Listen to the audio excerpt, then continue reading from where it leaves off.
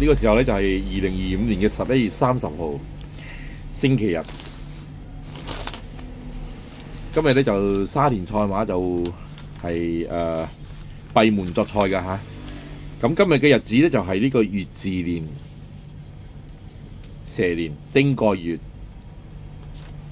就呢個癸卯日，就係兔嘅兔日嚇。咁咧係生肖相沖嘅係雞啊。咁相合嘅就應該係豬同呢個鼠嘅雞啊，雞嘅生肖今日差啲。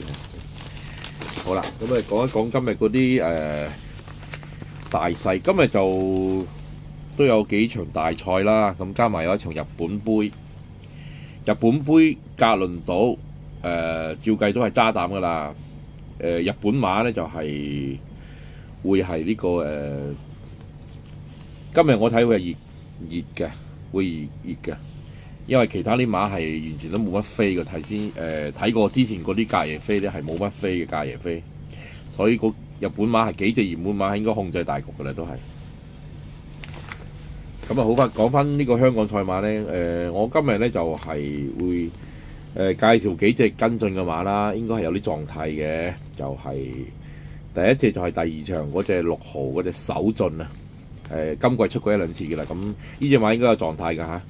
咁魏兆禮騎嘅姓游嗰個馬房嘅。咁好啦，第二隻我就介紹第3場嗰個5號雪家福星梁家俊配呢個希斯嘅。咁啊，另外第3隻就係第5場嗰隻11號古惑大師啊，呢隻又係魏兆禮嘅喎。咁今日咧我就睇重呢個魏兆禮呢個騎師啦，魏兆禮潘頓麥道朗啊。咁特別係魏兆禮博馬其實都幾準嘅。咁啊，另外再介紹多幾隻咧，就係呢個嗰個而家開始係要部署咧，就係捉嗰啲打比入場馬。咁啊有3場有呢個3歲馬嘅。咁啊有機會係呢個可以開始要爭分跑打比啦嚇。第一場我介紹嗰隻5號中橫大興嘅，另外13號星象嘅，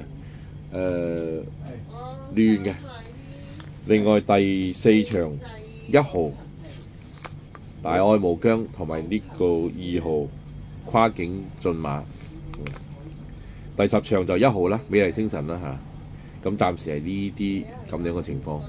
咁近期咧就睇啲唔好嘅新聞咧，就睇得多，睇到人都好爭，心情好差嘅。咁香港大部分香港人都係咁噶啦。咁睇少啲啦嚇。會係盡量要保持一種好啲嘅心情啦嚇。咁今日就咁短嘅啫。